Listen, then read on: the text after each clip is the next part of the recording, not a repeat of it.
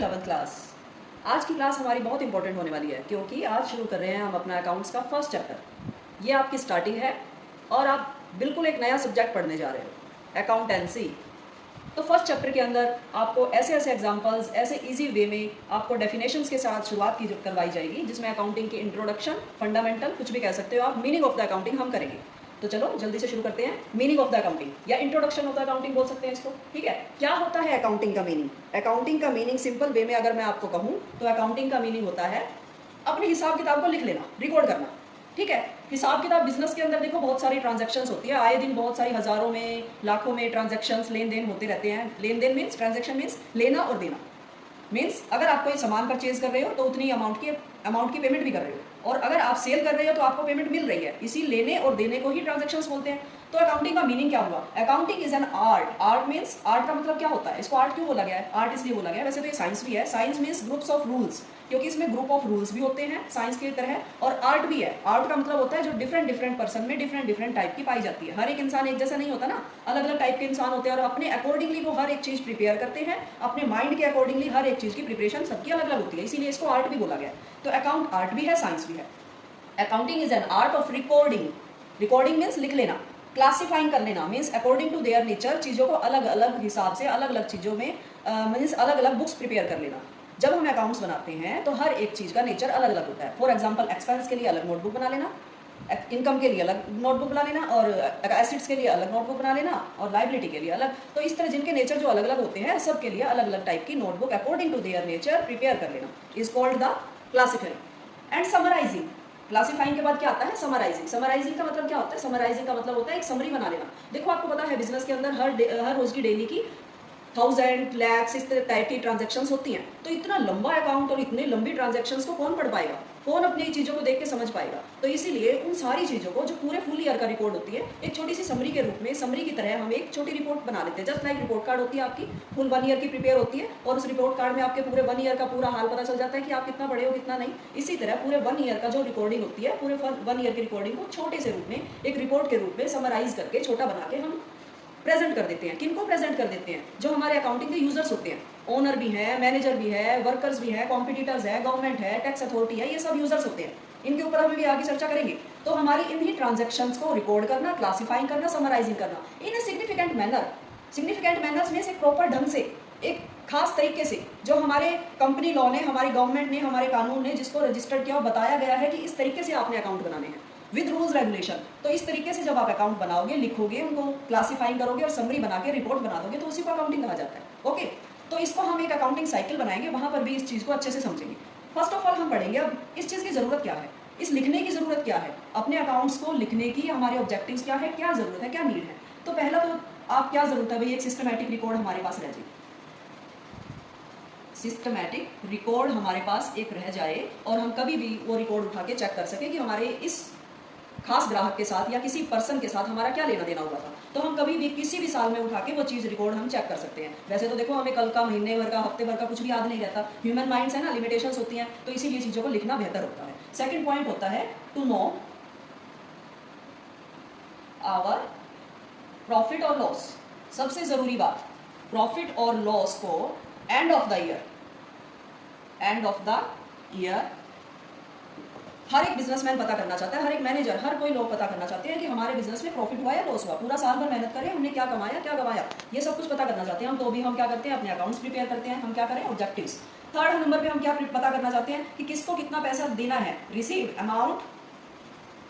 Amount to be paid, किसको कितना पैसा देना है हमने, और रिसीव, और कितनी अमाउंट रिसीव करनी है। किसी को उधार सामान बेचा होगा तो रिसीव करनी है उससे अमाउंट, किसी से खरीद के लाए हैं हम उधार सामान, तो फिर हमें उसकी अमाउंट पे करनी है। ये सारा रिकॉर्ड हमें तब पता चलेगा अगर हमने उसको लिख रखा होगा। तो अकाउंट्स में लिखते ही तो है, तभी तो हमें ये बातें पता चलती है कि हमें किसको कितना देना है और कितना लेना है, ठीक है। और नंबर 4, हमें अपना टैक्स कैलकुलेशन करना होता है। टैक्स कैलकुलेशन, अगर हम अपने ट्रू प्रॉफिट लॉस को पता कर पाएंगे तो उसी प्रॉफिट पे हमें गवर्नमेंट को टैक्स पे करना होता है। कहीं हम ज़्यादा ना पे कर दें, कम ना पे कर दें, तो हमें अपनी टैक्स कैलकुलेशन जो है बहुत अच्छे से करनी पड़ती है, जो कि हम अपने अकाउंटिंग के बेस पे कर पाते हैं, ठीक है। नंबर 5, और भी बहुत सारे अनगिनत फायदे होते हैं भाई, इसकी एविडेंस के तौर पर हमारा काम आता है। एविडेंस, एविडेंस का मतलब सबूत के तौर पर हमारी ये जो अकाउंटिंग है हमारे काम आएगी, क्योंकि इन फ्यूचर क्या पता हमें कहीं पे भी फंस जाए, कोई कोर्ट केस हो जाए हमारे खिलाफ, तो अपने अकाउंटिंग अगर हमने लिख रखे हैं सारे हिसाब किताब को विद प्रूफ, तो अकाउंट्स एविडेंस के तौर पर हमारे लिए काम करेगा, कोर्ट में हमारी सेफ्टी बन जाएगा। ठीक है, नंबर 6 जो है क्या होगा, to provide information, to provide information to its user. जो भी अकाउंट्स के यूजर्स हैं, यूजर्स दो तरह के होते हैं, external user, internal user. Internal means जो अंदर के यूजर्स हैं, बिजनेस के अंदर के, फॉर एग्जांपल ओनर और मैनेजर दो ही होते हैं, और एक्सटर्नल यूजर होते हैं बाहर के लोग, बिजनेस से बाहर के लोग जो इस इंफॉर्मेशन को यूज करते हैं। अकाउंटिंग को हम क्या बोलेंगे, अकाउंटिंग इज अ लैंग्वेज, ये एक लैंग्वेज होती है जिसमें हर कोई समझ पाता है हमारे बिजनेस के हालचाल को, कि बिजनेस के अंदर क्या चल रहा है, क्या नहीं चल रहा है, कितनी एसेट्स है, कितनी प्रॉपर्टी है, कितनी लाइबिलिटी है। ये लैंग्वेज होती है जो सबको बताती है। अकाउंट्स बताता है, बताने का एक जरिया है दूसरे लोगों को कि हमारे बिजनेस में क्या चल रहा है, तो इसीलिए अकाउंट को एक लैंग्वेज बोला गया। That provide information to its user, जो अपने यूजर्स को इन्फॉर्मेशन प्रोवाइड करवाता है। तो यही हमारा एक मेन ऑब्जेक्टिव है कि अपने यूजर्स को इन्फॉर्मेशन प्रोवाइड करवाना, कि उनको आगे क्या डिसीजन लेना चाहिए हमारे बिजनेस से रिलेटेड, इसीलिए अकाउंट्स प्रिपेयर किए जाते हैं। तो चलिए अब चलते हैं आगे अकाउंटिंग साइकिल की तरफ। आप ये नीड और ऑब्जेक्टिव ऑफ द अकाउंटिंग है, इन्हीं चीज़ों को आप इंपॉर्टेंस में भी लिख सकते हो। ये हमारे अकाउंटिंग की इंपॉर्टेंस है, ये सिस्टमेटिक रिकॉर्ड हो जाता है, प्रॉफिट एंड लॉस पता चल जाता है, अमाउंट लेना देना पता चल जाता है, हम अपनी टैक्स की कैलकुलेशन कर पाते हैं, एविडेंस के तौर पर हमारे लिए काम आती है ये, और अपने यूजर्स को इन्फॉर्मेशन प्रोवाइड करवा पाते हैं हम, ताकि वो अपने फ्यूचर डिसीजन ले सके। अकाउंटिंग साइकिल बोलते हैं इसको। 1 ईयर का इसका प्रोसीजर होता है। कैसा प्रोसीजर होता है 1 ईयर का? 1 ईयर कौन सा?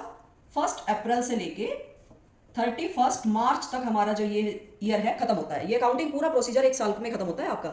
सबसे पहला काम क्या करना होता है, आइडेंटिफाई द ट्रांजैक्शन। ट्रांजैक्शन को आइडेंटिफाई करेंगे, मींस कौन सी मॉनेटरी नेचर की है, कौन सी मॉनेटरी नेचर की नहीं है, क्या ऐसी कौन सी चीजें हैं हमारी ट्रांजैक्शन है जिनको मनी में कन्वर्ट कर सकते हैं, और ऐसी कौन सी ट्रांजैक्शन है जिनको मनी में कन्वर्ट नहीं कर सकते। किसी की ईमानदारी, फ्रॉड करना, बेईमानी, हड़ताल हो जाना, ये सारी चीजें जो है मनी में कन्वर्ट नहीं हो सकती, इसलिए इनको छोड़ देते हैं, अकाउंट में नहीं लिखते। कितनी चेयर कितने में खरीदी, मशीन कितने की खरीदी, कोई सामान कितने का सेल किया, ये ट्रांजैक्शन मनी कन्वर्जन की है, तो इनको हम मनी में कन्वर्ट करते हैं, इसीलिए इनको आइडेंटिफाई करके लिख लेते हैं। कहाँ लिखते हैं? फर्स्ट ऑफ ऑल जहां लिखते हैं उसका नाम होता है जर्नल या सब्सिडरी बुक्स। जैसे आपकी रफ कॉपी होती है, आप सारे सब्जेक्टों का काम एक ही नोटबुक में करते हो रफ कॉपी में, और कोई रूल्स रेगुलेशन का खास ध्यान नहीं रखा जाता, कटिंग भी हो जाती है। तो हर एक नेचर की, जैसे एक्सपेंस भी, इनकम भी, एसेट्स भी, लाइबिलिटी भी, जो भी जिस भी टाइप के नेचर की है, एक ही नोटबुक में आपने लिख लेना है। उसको क्या बोलते हैं? ओरिजिनल बुक बोलते हैं, मींस जर्नल या सब्सिडरी बुक्स बोलते हैं। दोनों एक ही चीज है। जो छोटी फर्म में होती है उनकी नंबर ऑफ ट्रांजैक्शन कम होती है, इसलिए वो जर्नल में लिख लेती है अपनी चीजों को, और जो बड़ी बड़ी फर्में होती हैं उनकी नंबर ऑफ ट्रांजैक्शन ज्यादा होने की वजह से वो सब्सिडरी बुक्स में अपना काम जो है वो करते हैं। ठीक है, तो मतलब कहने का मतलब हमारा क्या है, ये रिकॉर्डिंग प्रोसीजर है। क्या प्रोसीजर है? रिकॉर्डिंग, जहां पर चीजों को फर्स्ट ऑफ ऑल लिखा जाता है। ठीक है, रिकॉर्डिंग के बाद हम कहाँ आएंगे? जर्नल बनाओ या सब्सिडरी बुक बनाओ। नेक्स्ट स्टेप पे हमें लेजर पे आना है। लेजर में क्या करता है? ये जस्ट लाइक आपकी फेयर नोटबुक है। जिस तरह आप घर जाके फेयर नोटबुक से सारा काम ट्रांसफर कहाँ करते हो? फेयर नोटबुक में ट्रांसफर करते हो। जैसे हिंदी के लिए, इंग्लिश के लिए, मैथ के लिए अलग अलग नोटबुक बनाई ना, अकॉर्डिंग टू देयर नेचर। इसी तरह यहाँ पर भी expense, income, assets, Ram Shyam, debtor, creditor, हर एक के लिए जैसा जिनका नेचर है उनके लिए जितनी ट्रांजेक्शन है उतनी ही नोटबुक यहाँ पर अलग अलग बनाते हैं। सबको अलग अलग जगह देंगे, एक स्पेस देंगे, प्लेस देंगे सबको। तो इस प्रोसीजर को क्या बोलते हैं? क्लासिफाई, मीन्स कामों को फैला लेना, वर्गीकृत कर लेना।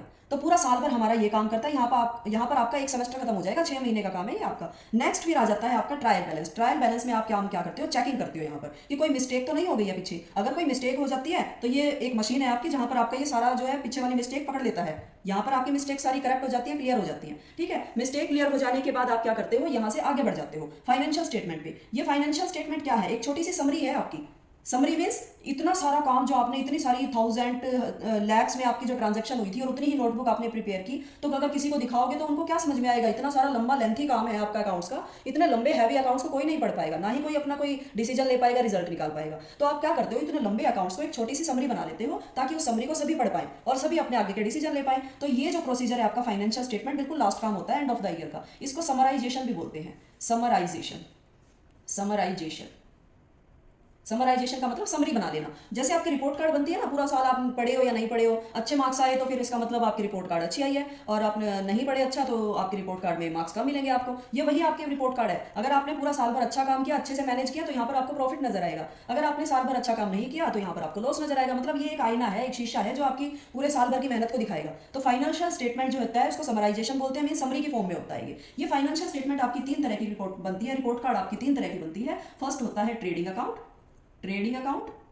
और सेकंड आपका होता है क्या? प्रॉफिट एंड लॉस अकाउंट, और थर्ड आपकी लास्ट एंड फाइनल है बैलेंस शीट, बैलेंस शीट। ये 3 तरह की रिपोर्ट कार्ड आपकी जो है लास्ट में एंड में तैयार की जाती है, जो अलग अलग आपको हाल बताएगी। ये दो तो बताएंगे कि प्रॉफिट हुआ या लॉस हुआ, बैलेंस शीट बताएगी आपकी पोजीशन कैसी है, मींस आपकी एसेट्स और लायबिलिटी कितनी है। तो ये फाइनेंशियल स्टेटमेंट की आपकी क्या बनेगी, एक रिपोर्ट कार्ड बनेगी, जिसको यूजर्स यूज करेंगे। यूजर्स कितने टाइप के होते हैं आपके यूजर्स जो होते हैं वो भाई 2 टाइप के होते हैं। एक तो होते हैं एक्सटर्नल, जो बाहर के लोग हैं, और एक होते हैं इंटरनल यूजर। ये भी आपकी बुक में आपको मिलेगा। इंटरनल यूजर्स होते हैं बिजनेस के अंदर के, ओनर और मैनेजर 2 बंदे। एक्सटर्नल यूजर्स होते हैं बाहर के लोग, जैसे गवर्नमेंट हो गई, आपके वर्कर हो गए, कॉम्पिटिटर्स हो गए, पब्लिक हो गई, इन्वेस्टर्स हो गए, ये सब लोग एक्सटर्नल होते हैं। ये सभी लोग चाहे इंटरनल हो चाहे एक्सटर्नल हो, इनको यूजर्स कहते हैं। और ये इस फाइनेंशियल स्टेटमेंट को देख के आपने आगे के डिसीजन जो है डिसाइड करते हैं कि उनको आगे करना क्या है आपके बिजनेस के साथ, ठीक है।